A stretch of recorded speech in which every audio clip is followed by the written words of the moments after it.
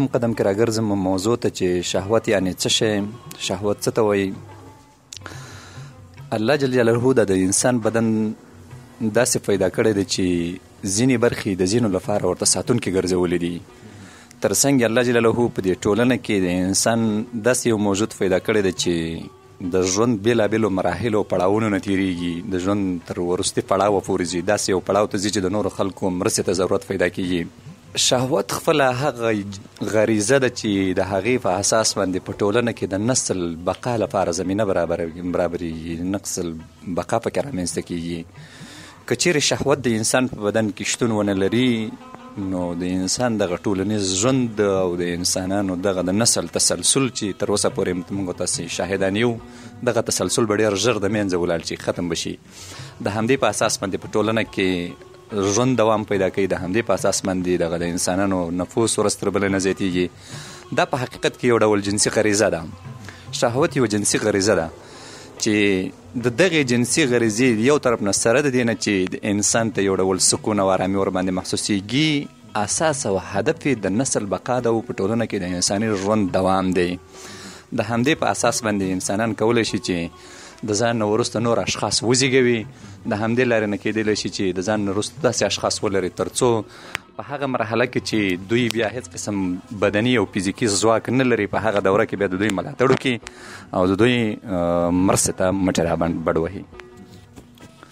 نو دا شهوت موضوع چې موږ تاسو وایو شهوت یعنې څه شی. شهوت په حقیقت کې همدغه جنسي غریزه ده چې الله جل جلاله د انسان په بدن کې د نسل بقا په خاطر باندې ځای په ځای کړې ده. قدرمن استاد، که موږ او تاسو فکر وکړو شهوت په دوو لارو سره پوره کېږي، چې یوې روا او بله ناروا لاره ده. خو بدبختانه باید ووایو چې زموږ او تاسو د ټولنې اکثره ځوانان هغه د ناروا لارې طلب کوونکي دي او دوی غواړي دغه خپل شهوت یا شهوتي غریزه د ناروا له لارې سړک یا پوره کړي.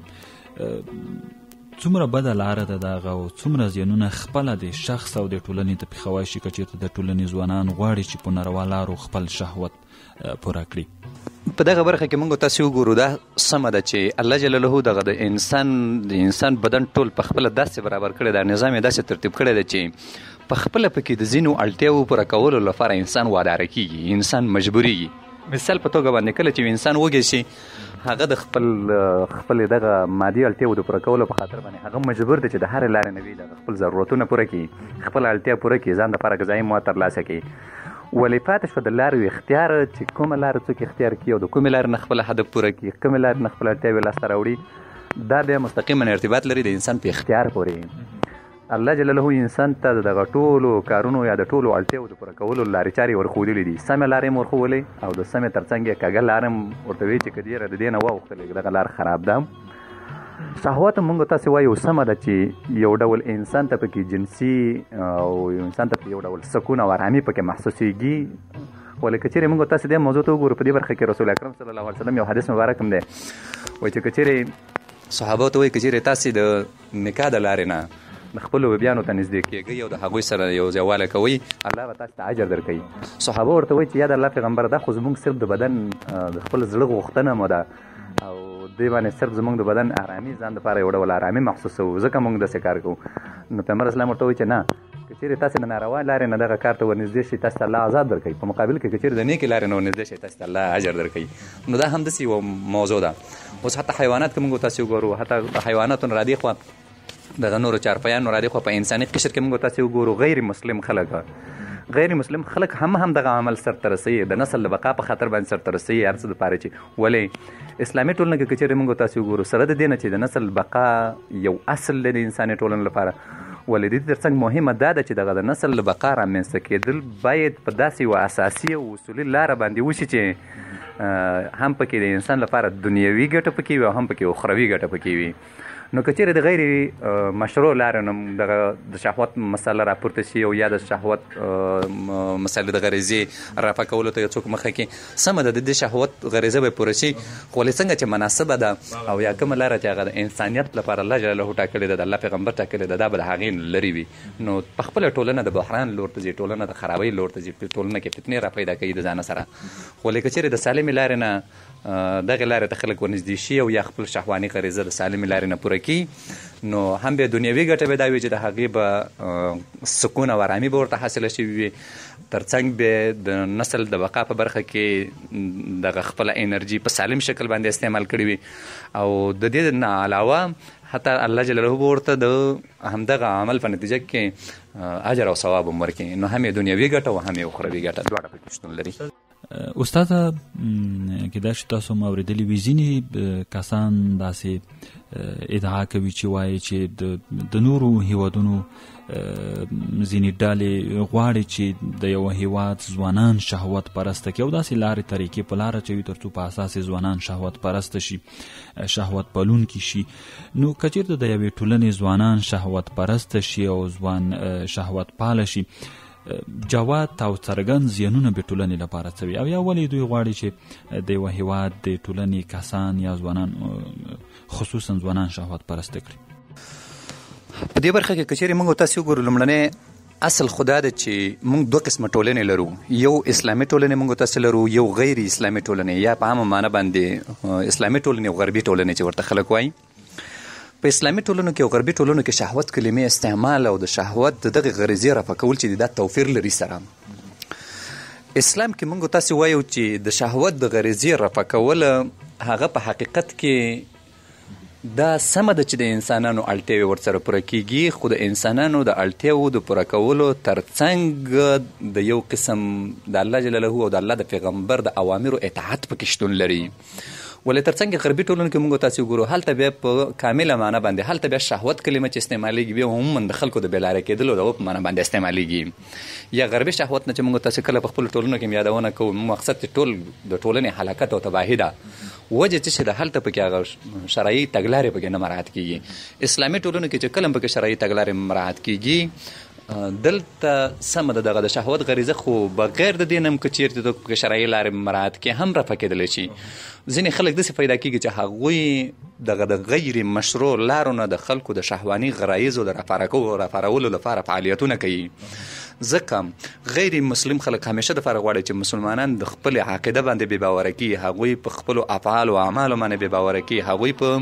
خپلو کړنو باندې بې باوره کړي، په خپلو دیني اعتقاداتو باندې بې باوره کړي. هغوی داسې لارې چارې مسلمانانو ته رامخې کوي او بالخصوص ځوانانو ته، ځکه شهوت داسې یوه غریزه ده چې د نورو د ژوند د نورو پړاوونو په نسبت باندې د ځوانۍ پړاو کې نسبت اوج حالت لري. ولې د بېلابېلو لارو نه ځینې خلک داسې کوشش کوي تر څو ځوانان دغې لارې ته ډېر هغه ورته وکړي، ډېر میلان ورته پیدا کړي او ځوانان دغه لارې ته ډېر وهڅول کېږي. بېلابېلو مثال په توګه باندې د سریالونو د لارې نه، فلمونو د لارو نه، قسمه قسم تصویرونو د خپرولو نه، حتی که موږ تاسې وګورو په شامپو یو عادي چیز دی خو په بازار کې مارکیټ کې چې پیدا کېږي، تاسې که وګورئ په هغوی باندې حتی د ښځو د طبقې عکسونه یې پرې ورکړي وي ورته. نو په بېلابېلو لارو نه دوی کوشش کوي دغه ځوانان بېلارې کړي. د دوی اساسي هدف دا وي چې ځکه کفار غواړي چې مسلمانان په خپل عقیده باندې بې باوره کړي او د دوی لار نه په مسلمانانو کې یو ډول فکري ذوق پکې رامنځته کړي. کله چې فکري او عقیدوي ذوق په مسلمانانو کې رامنځته شو، هېڅکله بیا دوی نشي کېدلی چې په کفارو باندې برلاسي اوسېږي. نو هغوی د همدې هدف لپاره چې مسلمانان تل د هغوی ته محتاج اوسېږي او مسلمانان د هغوی د لاسته راوړنو نه او د هغوی د صادراتو نه استفاده وکړي، د هغوی د تولیداتو نه استفاده وکړي، مسلمانان په خپل عقیده کې بې باوره کوي. او چې کله په خپل عقیده او فکر لحاظه مسلمانان خراب شو، نو بیا خپله دوی د کفارو غربي نړۍ هر ډول حکم منلو ته بیا واداره کېږي. د همدې دپاره کار کوي. که چیرې دوی دغه ډلو هغه ډلې چې هغوی د مسلمانانو بالخصوص ځوانانو د بېلاره کولو لپاره کار کوي، که چیرې د دغوی نقش قدم دوی تعقیب کړي،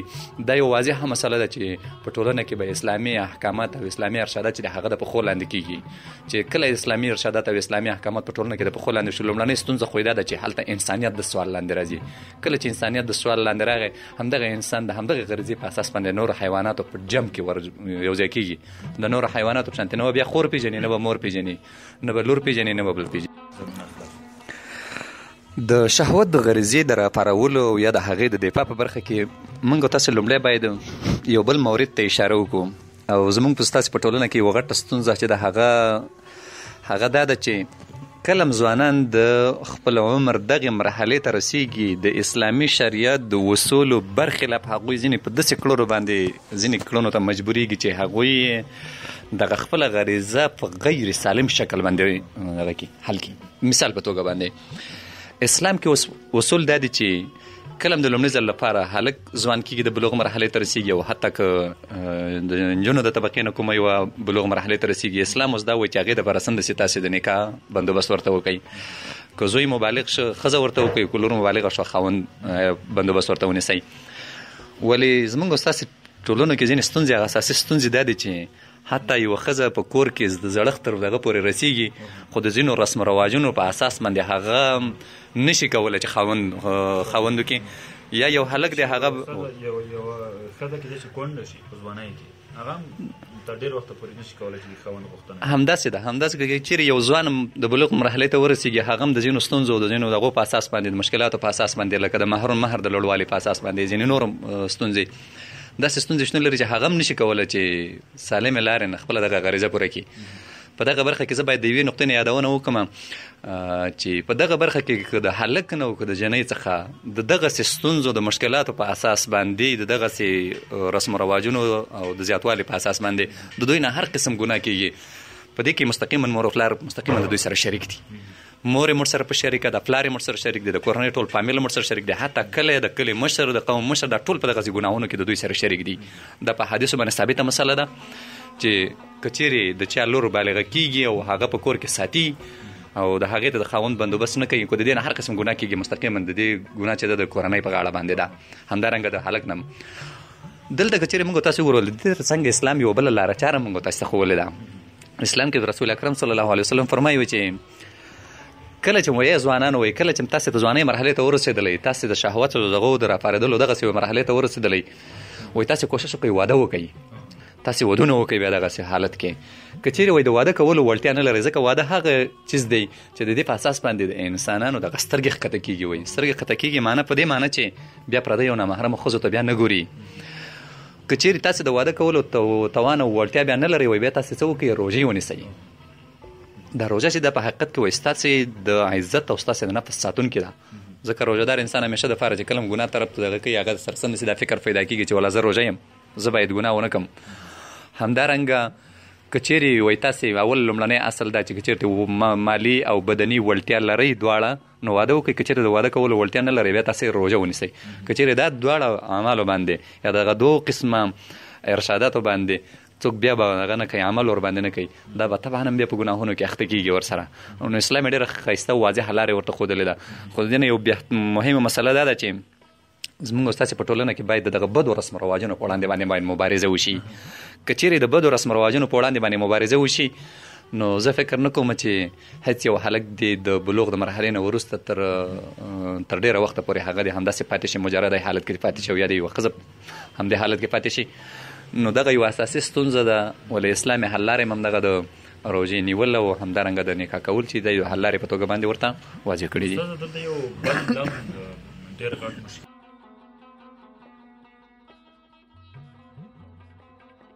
استاد که چېرته ځوانانو ته یوه داسې لنډه قاعده مونږ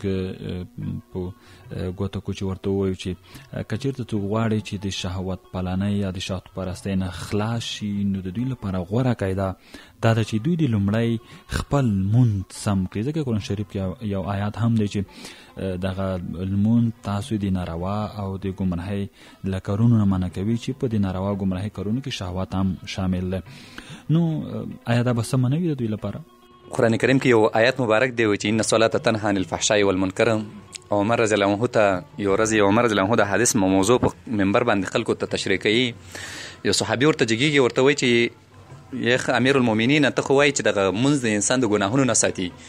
احمد مثال په توګه باندې احمد هم ګناه کوي هم منځ کوي هم دروغ وایي احمد هم منځ کوي هم غلا کوي احمد هم منځ کوي هم غیبت کوي دا ټول ګناهونه دي هم زنا کوي هم بل کار کوي دا څنګه نو عمر رضی الله عنه ورته وایي چې ګوره د الله په وینا کې دروغ نشته دی الله وایي چې ان الصلاة تنهی عن الفحشاء والمنکر منځ انسان د ناوړه کارونو ساتي خدای منځ ویلی دی نه د مانځه پیښې کوله نه د مانځه صرف د هغې رسم رواج هغه نقش قدم نه کوله عادت کوله نو کله چې منځ وي منځ انسان د ناوړه کارونو نه ساتي ځکه په مانځه کې چې موږ تاسې په دې لومړني سر کې درېږو تکبیر تحریم باندې الله اکبر چې چا ویله کله الله لوی دی نو دې معنی دا ده چې الله په هر حالت کې زما دغه دی زما مراقب دی هر حالت کې الله جل جلاله ما ویني که زه ناروا خبره کوم الله ما ویني، که زه ناروا خبرې ته غوږ دم الله ما ویني، که زه ناروا ځای ته ګورم هم الله ما ویني، که زه هر قسم ناوړه عمل کړم الله ما ته ګوري. دا یې لومړنی اصل دی. د دې نه وروسته پسې ثنا وګوره، تعوذ وګوره، تسمیه وګورې، سورت فاتحه وګورې. دا ټول په حقیقت کې د الله جلاله د صفتونو بیانول دي. که چیرې په واقعي معنا باندې څوک دا دغه کوي چې الله جلاله سمیع البصیر ذات دی، الله جلاله په عالم بذات الصدور ذات دی، که په دې کلماتو باندې څوک په د زړه د اخلاصه باورمند اوسېږي، هغه هېڅکله د ګناه کولو ته مخه نه کوي. هغه به ګناه کولو ته هغه نه میلان به د ګناه کولو په طرف باندې نه پیدا کېږي. خو که چېرې دغه شانتې خلکو کې ستونزه په عقیدوي لحاظ باندې شتون ولري، مونځ یې مونځ نه وي، د مانځه صرف رسم او عادت پکې پاتې وي، نو سوچ به دلته وي او ولاړ به مانځه باندې وي او سوچ به په بل ځای کې وي. شهوت موضوع په حقیقت کې دا د فتنو راپارونکې موضوع ده. شهوت یوه داسې غریزه ده د انسان په بدن کې، که چیرې د مشروع لارو نه د اشباه کولو لپاره یې مټې راوبډ نه وهل شي، بالخصوص زموږ ستاسې په ټولنو کې چې دا د اسلام ترڅنګ په پښتني رسم و رواجونو باندې یو قسم ملبسې ټولنې دي. په دې ډول ټولنو کې که چیرې موږ تاسې وګورو، که چیرې د مشروع لارې نه یو څوک د خپلې دغې غریزې د رفع لپاره کوشش ونه کړي، دومره فتنې به راوزېږي او دونه فتنې د دغه عمل نه رازېږېدلې دي تر اوسه پورې چې تر ننه پورې پیړۍ پیړۍ وشولې، خو د دغه فتنو ته د پای ټکی څوک نشي ایښودلی. مثال په توګه باندې که یو چا خور ته د بد نظر باندې وکتلې، حتی سترګې ویستل شوي دي زموږ په دې ټولنو کې خلکو نه. حتی که د یو چا لور ته د په بد نظر باندې یو غږ دي ورته وکړه، حتی ژبې ته پرې شوي دي. دا عملي مثالونه موږ تاسې په خپلو ټولنو کې لرو. حتی غوږونو کې سیخان نه ویستل شوي دي. دا ټوله دا فتنه ده. ځکه کورنۍ کې طبعا هم د یو چا د ورور سره چې یو غږ. ډیره زیاته مننه استاده، ستاسو له خبرو نه داسې معلومه شوه چې که مونږ د یوه چا خور یا ته په بده سترګو ګورو، مونږ او تاسو باید داسې ونګیرو چې زه خپله هم یوه خور لرم. که چېرته د ټولنې نور کسان ستا خور او ستا مور ته په بد نظرۍ او په بده الفاظو سره خبرې وکړي، هغې ته مزاحمت جوړ کړي، ته به د هغې په وړاندې څومره سخت برخود وښیې او څومره به غوسه شي. همدا ډول ته چې د یو چا خور یا د یو چا لور ته په بده سترګه ګوري، هغې ته مزاحمت جوړوي، هغې ته نور تکالیف رسوي، هغه هم داسې د هغې شخص خور ده او د هغې شخص مور ده. نو څه ډول چې خپل یو انسان خپله خور، خپله مور او خپله خور ګڼي، همداسې باید د نورو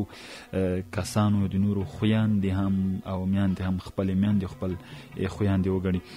ستاسو نه بیا هم ډېره زیاته مننه چې موږ لپاره حاضر شوی او مرکه مو راسره وکړه. مننه، خوشحاله اوسئ. السلام علیکم.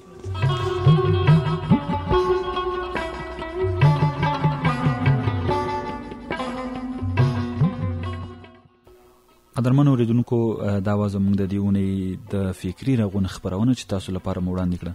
خپرونه ما نور غفور زهیر درته وړاندې کړه. تر یو بل پروګرامه تاسې په لوی او متعال څښتن سپارم. د خدای په امان.